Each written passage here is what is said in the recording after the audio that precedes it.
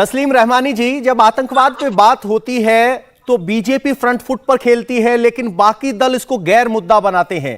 तो आतंकवाद पे बहस क्यों नहीं होती? क्यों आतंकवाद पर बीजेपी बात करके आगे निकलने की कोशिश करती है और विपक्ष बात ही नहीं करना चाहता?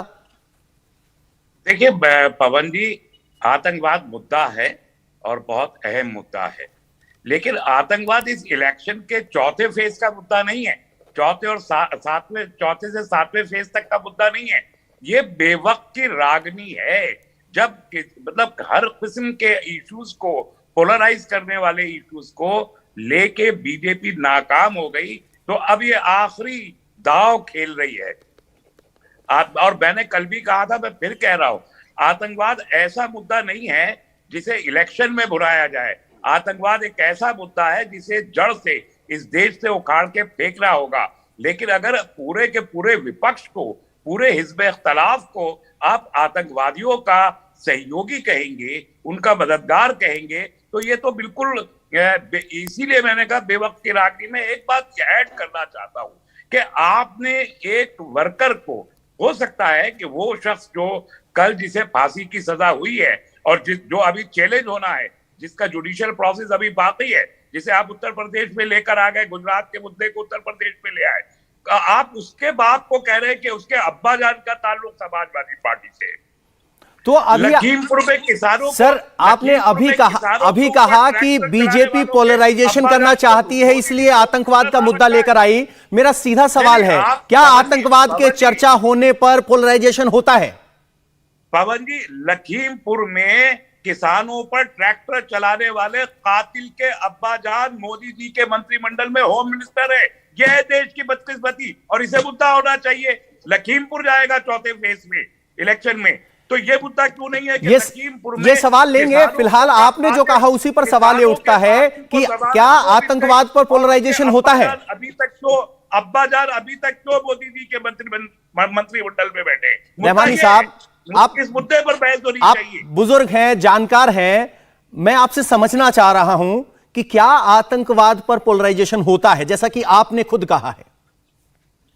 नहीं, बिल्कुल भी नहीं होता, बिल्कुल नहीं होता। लेकिन आतंकवाद को नॉन सीरियस इशू नहीं बनाया जा सकता ना। जब आप इलेक्शन में जुमलेबाजी कर रहे हो, तो जुमलेबाजी के दरमियान आतंकवाद एक जुमला नहीं हो सकता। ये मैं कहना चाहता हूं, और इससे कोई पोलराइजेशन नहीं होता। आप गलतफहमी है भारतीय जनता पार्टी की, निकल जाएगी 10 तारीख को। इसलिए ये इंतहाई शर्मनाक बात है कि देश का जो सबसे गर्म मुद्दा है, जो देश की आंतरिक और बाहरी सुरक्षा से जुड़ा हुआ है, उसको आप इतना नॉन सीरियस लेते।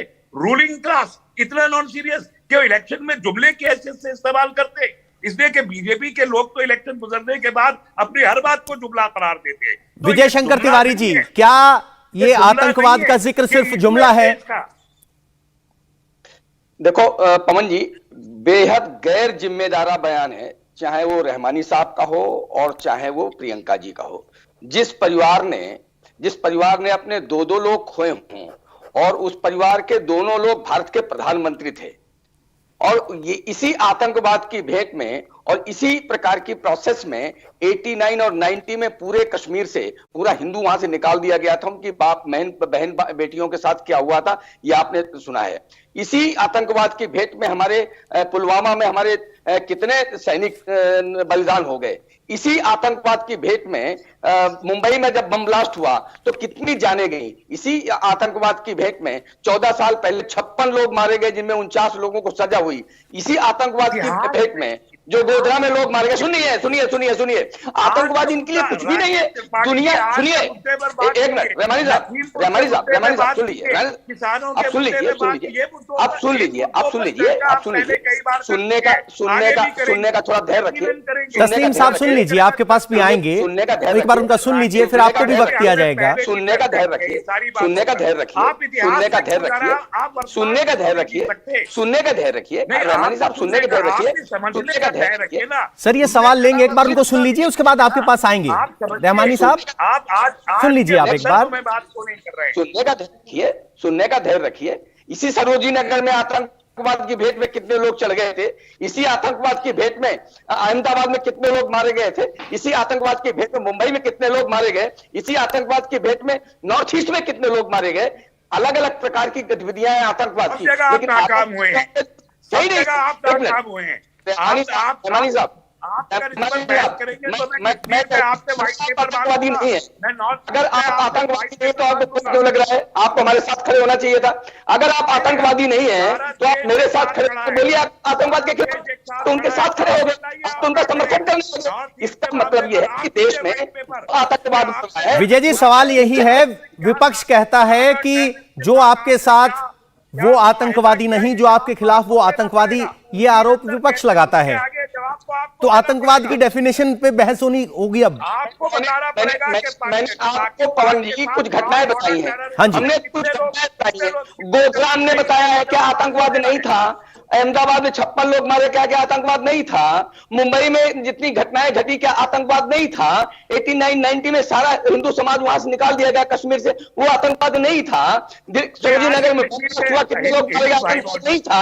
मैं इस आतंकवाद की बात कर रहा हूं। अभिषेक जी, लगातार बीजेपी ये सीरीज गिनाती है, ये हम बम हमला, ये बम हमला, ये बम हमला, और जब चुनाव आते हैं तो आतंकवाद मुद्दा क्यों नहीं? आप कह रहे हो कि ये घटिया मुद्दा है, आतंकवाद पर चर्चा घटिया क्यों? पवन जी, हम तो कह रहे हैं आतंकवाद बहुत महत्वपूर्ण मुद्दा है।